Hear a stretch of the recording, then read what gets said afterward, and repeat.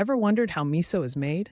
This ancient Japanese ingredient is not just a kitchen staple, it's a powerhouse of flavor and health benefits. Miso is a tasty, probiotic-rich paste that adds that irresistible umami kick to your dishes, making them deliciously savory. Plus, it's fantastic for gut health, which is essential for overall wellness. Incorporating miso into your meals can elevate not only the taste, but also nourish your body. Now let's talk about the magic behind making miso.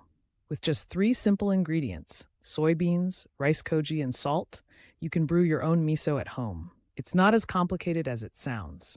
First, soak the soybeans overnight, letting them soak up all that good water. After they've plumped up, cook them until they're tender. Then mash them up and mix in the rice koji and salt. Once combined, allow this mixture to ferment and voila! Soon, your homemade miso will be ready to enhance your favorite dishes. Join me in the Leaf Lab, and let's make miso together. Don't forget to like and subscribe for more fun food science. Trust me, you won't want to miss it.